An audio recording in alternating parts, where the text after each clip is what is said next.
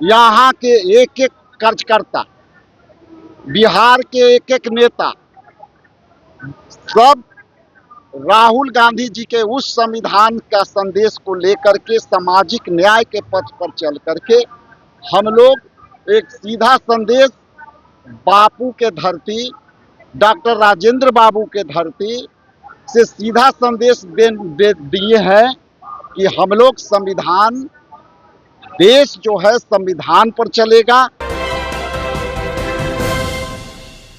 नमस्कार, आप देख रहे हैं सिटी पोस्ट लाइव और मैं हूं आपके साथ प्रभाकर पांडे।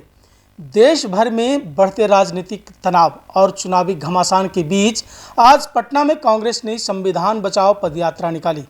यह पदयात्रा कांग्रेस के प्रदेश अध्यक्ष राजेश कुमार के नेतृत्व में सदाकत आश्रम से लेकर राजेंद्र बाबू की स्मृति स्थल तक निकाली गई। कार्यकर्ताओं ने हाथों में संविधान की प्रतियां और तख्तियां लिए नारे लगाते हुए संविधान की रक्षा का संकल्प दोहराया। डॉक्टर राजेंद्र प्रसाद की मूर्ति पर माल्यार्पण कर कांग्रेस नेताओं ने उन्हें श्रद्धांजलि भी अर्पित की। आज हमने संविधान बचाने की कसम खाई है, ऐसा उन्होंने कहा। केंद्र की मोदी सरकार संविधान को कमजोर कर रही है, ये भी उन्होंने कहा। और ये वही संविधान है जिसे बाबा साहब अम्बेडकर ने लिखा था। इसे मिटाने की कोशिश हो रही है, जिसे हम कभी बर्दाश्त नहीं करेंगे। राजेश कुमार ने कहा कि भारतीय जनता पार्टी भले ही 400 सीटों का दावा कर रही थी, लेकिन आज अपने बलबूते सरकार नहीं बना पा रही है। यही पदयात्रा जनता के बीच यह संदेश देने के लिए निकाली गई है कि संविधान खतरे में है। प्रदेश अध्यक्ष ने केंद्रीय गृह मंत्री अमित शाह के एक बयान को लेकर भी बीजेपी पर निशाना साधा। उन्होंने कहा कि जिस तरह बाबा साहब अम्बेडकर को लेकर अमित शाह ने सदन में टिप्पणी की, उस पर बीजेपी को माफ़ी मांगनी चाहिए और स्पष्ट करना चाहिए कि वह संविधान का सम्मान करती भी है या नहीं। अगर भारतीय जनता पार्टी वास्तव में संविधान का सम्मान करती है तो गृह मंत्री को अपने बयान पर माफ़ी मांगनी चाहिए।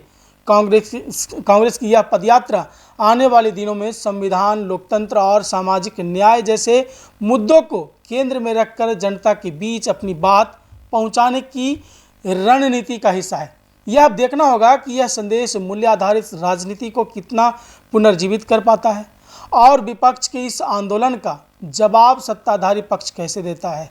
तो पूरे मुद्दे पर क्या कुछ कहते नजर आ रहे हैं कांग्रेस के प्रदेश अध्यक्ष राजेश राम। आज का यह दिन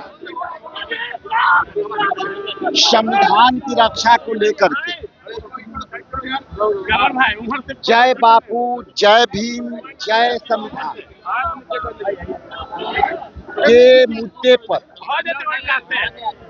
जिस तरह से बापू को बीजेपी के लोग ने अपमानित करने का काम किया, जिस तरह से बाबा साहेब भीमराव अंबेडकर जी को सदन के अंदर गृह मंत्री द्वारा अपमान किया गया, जिस तरह से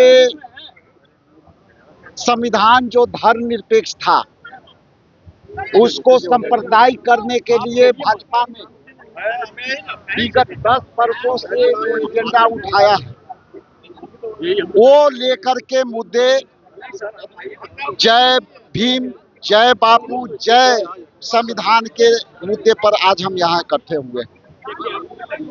जैसा कि आप जानते हैं कि विगत लोकसभा के चुनाव में संविधान के मुद्दे पर एक एक जनता ने विपक्ष के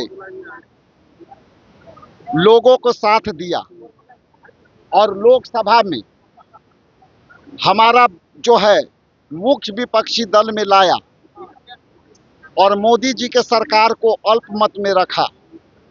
ये सीधा संवाद है कि देश के जनता ने ये मान चुका है कि संविधान सच में खतरे में है।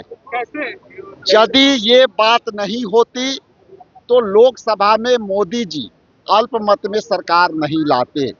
400 के पार को नारे को धराशायी करने का एकमात्र मुद्दा था, तो वह था संविधान बचाने का मुद्दा।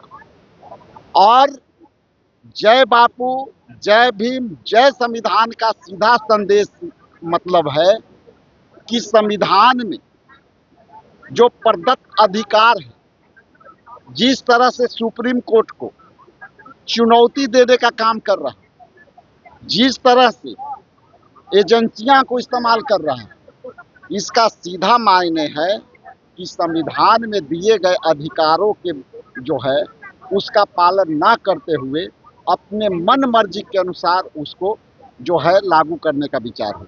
इसलिए यहाँ के एक एक कार्यकर्ता, बिहार के एक एक नेता सब राहुल गांधी जी के उस संविधान का संदेश को लेकर के सामाजिक न्याय के पथ पर चल करके हम लोग एक सीधा संदेश बापू के धरती, डॉक्टर राजेंद्र बाबू के धरती से सीधा संदेश दिए हैं कि हम लोग संविधान, देश जो है संविधान पर चलेगा, ना कि आपके मन मात पे। और राजेश राम जी कह रहे हैं कि बीजेपी के लोग कह रहे हैं कि हम लोगों के संविधान को कोई खतरा नहीं है, कांग्रेस के लोग झूठा भ्रम फैला रहे हैं। देखिए, आप ऐसे समझिए,